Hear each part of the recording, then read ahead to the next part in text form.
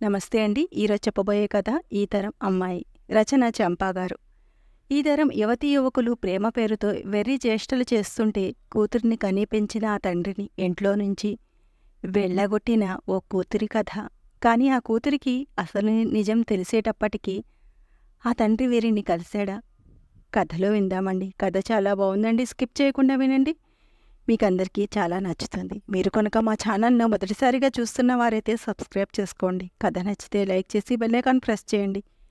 Notifications అన్నీ మీకు అందుతుండడం వలన ఏ వీడియోను మిస్ కాకుండా వినవచ్చు. మీ అభిప్రాయాన్ని కామెంట్ రూపంలో షేర్ చేసుకోండి. ఇక కథలోకి వెళ్దామా? అర్ధరాత్రి హఠాత్తుగా మెలకువ వచ్చింది రామ్మూర్తికి. పక్క గది నుంచి మాటలు, నవ్వులు తెరలుగా స్పష్టంగా భార్యని తట్టి లేపాడు. నిద్రాభంగానికి విసుక్కుంటూ లేచిందామె. విను విను అన్నాడు రామ్మూర్తి. చెవులు రిక్కించి విన్నది పార్వతమ్మ. నిజమే. పక్కగది నుండి ఉండుండి నవ్వులు మాటలును. చటుకుని లేచి ఆ గదివైపు నడుస్తున్న భర్తని విసుక్కుంటూ అనుసరించింది. తలుపులు దబదబా బాధగా 5 నిమిషాల తర్వాత ఒళ్ళు విరుచుకుంటూ ఆవులిస్తూ విసుక్కుంటూ తలుపు తెరిచింది అలేఖ్య. లోనికి దూసుకెళ్లి గది అంతా కలయజూశాడు రామ్మూర్తి. పార్వతమ్మ కూడా చూసింది. ఆ గదిలో అలేఖ్య తప్ప మరెవరూ లేరు. మాటలు నవ్వులు వినిపిస్తేనూ నసిగాడు రామ్మూర్తి. కన్న కూతురు మీద కూడా నమ్మకం లేదా? భగ్గుమంది అలేఖ్య. గుమ్మం వరకు వెళ్ళి గిరుక్కున వెనక్కి తిరిగి చకచక బీరువా వెనక్కి వెళ్ళాడు రామ్మూర్తి. అక్కడుంది అసలు కీలకం. బయటకు లాగాడు. 6 అడుగుల అందగాడు యువకుడు. ఇప్పుడేమంటారు అన్నట్లు భార్య కూతురు వైపు కొరకరా చూసి యువకుడిని తిట్టిపోస్తూ చంపలు వాయగొట్టాడు. వాడు విదిలించుకొని పారిపోయాక అమ్మాయి గర్జించింది. పవన్ ఏం చేశాడని శివాలెత్తుతున్నావు? అమ్మాయి అబ్బాయి మాట్లాడుకోవడమే ఘోర నేరమా? ఎదురు ప్రశ్నించింది కూతురు. తప్పు చేసి పైగా జంకు గొంకు లేకుండా సమర్థించుకుంటున్నందుకు కోపం వచ్చినా తమాయించుకొని అర్ధరాత్రి రహస్యంగా వచ్చి అది ఒంటరిగా అమ్మాయి గదిలోనికి ప్రవేశించి కలవడం ముమ్మాటికి తప్పే అన్నాడు తండ్రి రామ్మూర్తి. అలేఖ్య ఏమాత్రం వెనక్కి తగ్గలేదు. విజృంభించింది. ఏ కాలంలో ఉన్నావు నాన్న? వయసొచ్చిన అమ్మాయి అబ్బాయి ఇష్టపూర్వకంగా కలిసి ఒకే గదిలో ఉన్న తప్పు కాదని సుప్రీంకోర్టే తీర్పు చెప్పింది. మేమంత దూరం వెళ్ళలేదు. కేవలం వట్టి కబుర్లే చెప్పుకుంటున్నాం. అనుమాన పిశాచంలాగా వెంటాడి వేధిస్తున్నావు. నేనంటే నీకిష్టం లేదు. ఎప్పుడైనా ప్రేమగా నాతో ఒక్కసారైనా మాట్లాడావా?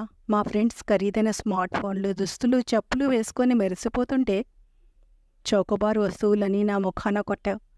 డాక్టర్ అవ్వాలనుకుంటే ఎంసెట్లో మంచి ర్యాంక్ రాలేదన్న సాకుతో చెత్త బీఎస్సీలోకి తోసేశావు గాని 50 లక్షలు పారేసి ప్రైవేట్ మెడికల్ సీటు సంపాదించలేకపోయావు. నీకసలు నా మీద ప్రేమ ఉంటే గదా. పిల్లల కోరికలు తీర్చలేని వాళ్ళు అసలు పిల్లల్ని ఎందుకు కనాలి? అర్ధరాత్రి ఊరువాడా వినిపించేంత గట్టిగా ఖంగున అరుస్తోంది అలేఖ్య. చుట్టుపక్కల వాళ్ళందరికీ నిద్రాభంగమై లేచి వచ్చారంటే తరం పరువు పోతుందని హడలిపోతున్నారు రామ్మూర్తి, పార్వతమ్మ. అలేఖ్య ఒక్కసారిగా రెచ్చిపోయి, నువ్వు నాకేం చేశావని నీ అదుపాజ్ఞల్లో ఉండాలి? అసహ్యం వేస్తోంది. పో బయటకు. నీ పరమ చండాలపు ముఖం మళ్ళీ నాకు చూపించకు అని అరుస్తూ కన్నతండ్రిని లాక్కెళ్ళి బయటకు నెట్టేసి దడైల్మని శబ్దం చేస్తూ తలుపు మూసేసింది. ఆ ఉగ్రావతారం చూసి రామ్మూర్తి నిర్ఘాంతపోయాడు. పార్వతమ్మ వణికిపోయింది. దయ్యం పట్టినట్లు అరుస్తున్న కూతురు నోరు మూయించలేక ఏడుస్తూ ఉండిపోయింది. రోడ్డున పడ్డ రామ్మూర్తి దిగ్భ్రాంతిగా అచేతనంగా ఉండిపోయాడు. ఆయన గుండె గన్నీళ్లుతోంది. మనసు రోధిస్తోంది. ఎప్పుడూ ఎవరి నోట చిన్న మాట కూడా పడని ఆయన ఇప్పుడు కూతురే అవమానించింది. ఘోరంగా అవమానించింది. కన్నీరు ధారగా ప్రవహిస్తుంటే తన మీద తనకే అసహ్యం వేసింది రామ్మూర్తికి. భార్య అయిన తలుపు తెరుస్తుందేమోనన్న ఆశతో క్షణమొక యుగంగా 10 నిమిషాలు నిరీక్షించాడు. తలుపు తెరుచుకోలేదు. ఆత్మాభిమానం బుసకొట్టింది. లేచి చకచకా నడక ప్రారంభించాడు. ఎక్కడికి వెళ్లాలో తెలియదు. ఏం చేయాలో తెలియదు. నైట్ డ్రెస్లో ఉన్నాడు. జేబులో డబ్బు లేదు. నడుస్తున్నాడు. బస్ కాంప్లెక్స్ కనిపించింది. వెళ్ళి బెంచ్ మీద కూర్చున్నాడు. ఉదయం 6 గంటలకు వాకింగ్ ముగించుకొని ఇంటికొస్తున్న లాయర్ విశ్వనాథ్ తన ఇంటి గేటు వద్ద తచ్చాడుతున్న బాల్యమిత్రుడు రామ్మూర్తిని గుర్తించి వడివడిగా వచ్చి ఆత్మీయంగా పలకరించాడు. అడుక్కోవడానికి వచ్చానురా, విషన్నవదనంతో ఏడుపు గొంతుతో అన్నాడు. మిత్రుడిని ఎగాదిగా చూశాడు విశ్వనాథ్. నలిగిన నైట్ డ్రెస్, విషన్నవదనం, రేగిన జుట్టు, నిద్రలేని కళ్ళు, అడుక్కోవడమా? ఆజ్ఞాపించు అంటూ మిత్రుడిని ఆలింగనం చేసుకుని లోనికి తీసుకెళ్లాడు విశ్వనాథ్. భార్యాబిడ్డలకు పరిచయం చేశాడు. వంట మనిషి ఇచ్చిన కాఫీ తాగి ఏదో చెప్పబోతున్న రామ్మూర్తిని ఆపి బాత్రూం చూపించి స్నానం చేసి రమ్మన్నాడు. అతడు స్నానం చేసి టవల్ చుట్టపెట్టుకుని బయటకు రాగానే తన గదికి తీసుకెళ్లి మనీ పర్స్, బట్టలు ఇచ్చాడు. రామ్మూర్తి కళ్ళల్లో గిర్రున కన్నీళ్లు తిరిగాయి. మిత్రుడి బట్టలు అతనికి సరిగ్గా సరిపోయాయి. టిఫిన్ తిన్నాక, ఇప్పుడు చెప్పు, ఏమిటి అసలు విషయం అన్నాడు విశ్వనాథ్. రామ్మూర్తి చెప్పినదంతా విని, నేటి యువతరాన్ని చూస్తుంటే వీళ్ళ భావి భారత నిర్మాతలు అని బాధగా ఉంటుంది రామ్మూర్తి. వాళ్ళ వేషభాషలు చూడు, మాటలు విను. చాలామందికి ఏ విషయంలోనూ సరైన అవగాహన, స్పష్టత ఉండదు. బాధ్యతారాహిత్యం, స్వార్థం, ఫ్యాషన్లు, సినిమాలు, డబ్బు యావా తప్ప మరేమీ కనిపించవు. తల్లిదండ్రులనే కాదు, గురువుల్ని, పెద్దల్ని కూడా ఎద్దేవా చేస్తూ చులకనగా మాట్లాడతారు.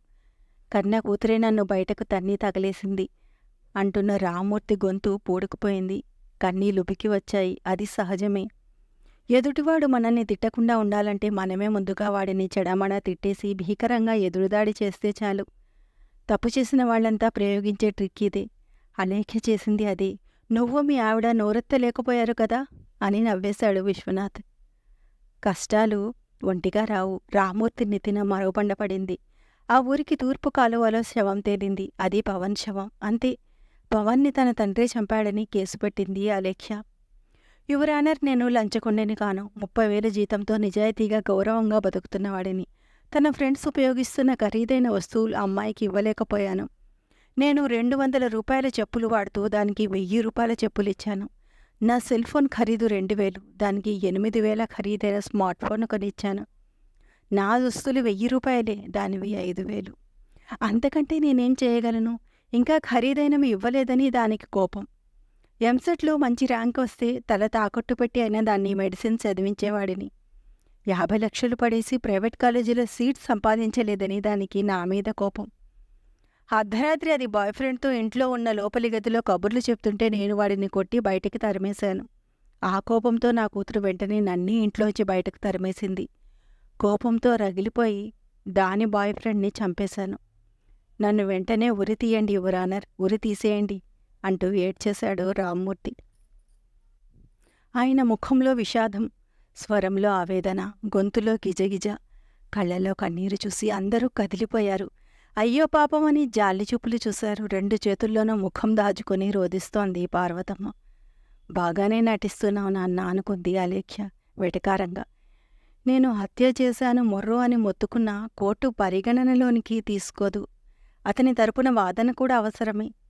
తనకు న్యాయవాది అవసరం లేడని నిందితుడు చెప్పినా సరే కోర్టు అతని తరపున వాదించడానికి ఒక న్యాయవాదిని నియమిస్తుంది. రామ్మూర్తి తరపున వాదించడానికి విశ్వనాథ్ ముందుకొచ్చాడు. వాదన ప్రారంభించాడు. పోస్టుమాస్టం నివేదిక ప్రకారం హత్య మధ్యాహ్నం 2-3 గంటల మధ్య జరిగింది. శవాన్ని ఎక్కడో దాచిపెట్టి అర్ధరాత్రి కాలువలో పడేశారు. హత్య జరిగిన సమయంలో నిందితుడు ఆఫీసులో పనిచేసుకుంటున్నాడు. అందుకు తగిన సాక్ష్యాలున్నాయి. రౌడీలను నియమించి హత్య చేయించడానికి నిందితునికి తగిన ఆర్థిక వనరులు లేవు. అదీకాక ప్రాసిక్యూషన్ వారు రౌడీలను కోర్టులో హాజరుపరచలేదు. కూతురు ఇంటి నుంచి గెంటేసిందన్న బాధలో ఉన్న నిందితుడు ఆత్మహత్య కన్నా ఉరిశిక్ష మేలని భావించి నేరం తనపై వేసుకున్నాడు. కానీ నిజానికి అతడు ఈ హత్య చేయించలేదు. అలా 4 నెలలు వాదోపవాదాలు సాగి చివరకు తీర్పు వచ్చింది. రామ్మూర్తి నిర్దోషి అని. అసలు దోషుల్ని పోలీసులు పట్టుకోవాలని. కేసు నుంచి నిర్దోషిగా బయటపడినా భర్త ఇంటికి రాకపోవడంతో బెంబేలు పడిన పార్వతమ్మ ఇదంతా నీ వల్లనే అంటూ కూతురిని తిట్టిపోసింది. ఆయన రాకపోతే నేను చస్తాను, నువ్వు హాయిగా ఉందువుగాని అని కూతుర్ని శపించింది పార్వతమ్మ. దాంతో తండ్రి ఆచూకీ తెలుసుకోవడానికి ఆయన పనిచేస్తున్న కంపెనీకి వెళ్ళింది అలేఖ్య. ఆయన ఇక్కడ పనిచేయడం లేదు, ఎక్కడున్నారో తెలియదు అనేశారు వాళ్ళు. లాయర్ విశ్వనాథ్ గారింటికి వెళ్లారు తల్లి. కూతురు రామ్మూర్తితో మీకేం పని ఖంకుమంది విశ్వనాథ్ స్వరం. ఆ తీవ్రతకు ఉలిక్కిపడి తల ఎత్తి బిత్తరచూపులు చూసింది పార్వతమ్మ. చాలా రోజుల నుంచి ఏడుస్తున్నది కాబోలు. ముఖం ఉబ్బిపోయింది. కళ్ళు ఎర్రబారి కన్నీళ్లు ఉబికుబికి వస్తున్నాయి. జాలి కలిగింది. ఈసారి సౌమ్యంగా చెప్పాడు. అప్పుడు గెంటేశారు కదా, ఇప్పుడెందుకు వెతుక్కుంటూ వచ్చారు? అతని మీద కేసు పడగానే ఉద్యోగంలోంచి తీసేశారు. ఇంతకాలం మా ఇంటిలోనే ఉన్నాడు. కేసు నుంచి విముక్తి కలగగానే ఎక్కడో అక్కడే ఎలాగో అలాగే జీవిస్తాను అంటూ వెళ్ళిపోయాడు. ఇక్కడే ఉండమని ఎంతో చెప్పాను, వినలేదు, వెళ్ళిపోయాడు. ఎక్కడున్నాడో తెలియదు చెప్పాడు విశ్వనాథం. 2 చేతుల్లోనూ ముఖం దాచుకొని కుమిలిపోయింది పార్వతమ్మ. తర్వాత నెత్తి బాదుకుంటూ హిస్టారికల్గా రోదించింది. లోపల నుండి విశ్వనాథ్ భార్య వచ్చి ఆమెను అనునయించి లోనికి తీసుకెళ్ళింది. ఈసారి అలేఖపై దృష్టి నిలిపాడు విశ్వనాథ్. అన్నాడిలా, తండ్రిని ఇంట్లోంచి బయటకు గెంటేశావు కాబట్టి తల్లిని పోషించే భారం నీదే. ఉద్యోగం లేదు కదా, ఎలా పోషిస్తావు? ఆమెను బయటకు తన్ని తగలే. కొత్త బాయ్ ఫ్రెండ్తో హాయిగా ఉండొచ్చు. గుండెల్లోంచి తూటా దూసుకెళ్ళినట్లు విలవిలలాడిపోయింది అలేఖ్య. చువ్వున కన్నీళ్లు ఎగిసిపడ్డాయి. నిజానికి గత 3 నెలలుగా తల్లి కూతురు నరకమే అనుభవిస్తున్నారు. బంధువర్గంలో రామూర్తి అంటే అందరికీ అభిమానం, గౌరవం ఉన్నాయి. మంచివాడన్న పేరుంది. బాయ్ ఫ్రెండ్ కోసం అలేఖ్య తండ్రిని ఇంట్లోంచి తరిమి కొట్టినందుకు వారందరికీ కోపంగా ఉంది. పైగా తండ్రిపై కేసు పెట్టడంతో బంధువులు ఆమె ఇంటికి రావడం మానేశారు. ఎప్పుడైనా ఎదురుపడితే నిరసిస్తున్నారు, సూటిపోటి మాటలంటున్నారు. ఆ రాత్రి తన తప్పు కప్పిపుచ్చుకోవడానికి తండ్రి పట్ల దారుణంగా ప్రవర్తించి ఆయనను నోరెత్తకుండా చేసింది. అయితే అమ్మ రోదన చూసి తట్టుకోలేక తలుపు తెరిచింది. కానీ అప్పటికే తండ్రి వెళ్ళిపోయాడు. ఆ క్షణంలో ఆమెకు తెలియదు ఆయన ఇంకా తిరిగి రాడని. జీవితం అల్లకల్లోలమవుతుందని, పవన్ హత్యకు గురయ్యాడన్న విషయం వినగానే పిచ్చి కోపంతో ముందు వెనకలు ఆలోచించకుండా తండ్రి మీదనే కేసు పెట్టింది. అప్పట్నుంచి ఆమె జీవితం దుర్భరమైపోయింది. దాంతో బంధుమిత్రులు దూరంగా పెట్టి వ్యంగ్యాస్త్రాలతో పొడిచి పొడిచి చంపుతున్నారు. అర్ధరాత్రి పోకిరి వెధవలు తలుపు తడుతున్నారు. నీకో బాయ్ ఫ్రెండ్ కావాలా, నేనున్నాను అంటూ మీదకు వస్తున్నారు. ఇప్పుడు ఎత్తి పొడవటం లాయర్ విశ్వనాథ్ వంతు. బిడ్డల కోరికలు తీర్చలేని వారు అసలు బిడ్డల్నే కనకూడదన్నావు. బాగానే ఉంది. అంత తెలివైన దానివి. పవన్ నీ కోరికలు ఎలా తీర్చగలడనుకున్నావు? వాడికా ఉద్యోగం లేదు. చదివింది కూడా నీలాగే మామూలు డిగ్రీ. పెద్ద పెద్ద ఉద్యోగాలేవీ అతడికి దొరకవు. అతడికి వచ్చే జీతంతో ఐస్ క్రీం కూడా కొనివ్వలేడు. వారానికి ఒక సినిమా కూడా చూపించలేడు. నువ్వు సంపాదించి తెస్తే ఖర్చు పెట్టుకోగలడు. అలాంటి వాడిని ఎలా ప్రేమించావు? సూటిగా ప్రశ్నించాడు విశ్వనాథ్. ఆమె తల వాలిపోయింది. నేను డిటెక్టివ్లను నియోగించి పవన్ గురించి పూర్తిగా తెలుసుకున్నాను. వాడికి కష్టపడటం ఇష్టం లేదు. ఉద్యోగం చేసే ఉద్దేశం అస్సలు లేదు. భార్య సంపాదన మీద బతికేద్దాం అనుకునే రకం. నీ చదువుగా పెద్ద ఉద్యోగాలేవీ దొరకవు. కాబట్టి బీటెక్ పాస్ అయి మంచి ఉద్యోగాలు సంపాదించగల 2 అమ్మాయిల్ని లైన్లో పెట్టాడు. వాడి వ్యవహారం తెలుసుకున్న ఒక అమ్మాయి తండ్రి పంపిన రౌడీలే పవన్ని చంపి తర్వాత కాల్వలో పడేశారని ఆ డిటెక్టివ్ల అభిప్రాయం. నమ్మలేనట్లు కళ్ళు పెద్దవి చేసి చూస్తూ ఉండిపోయింది అలేఖ్య. మీ యువతరాన్ని చూస్తుంటే బాధగా ఉంది అలేఖ్య.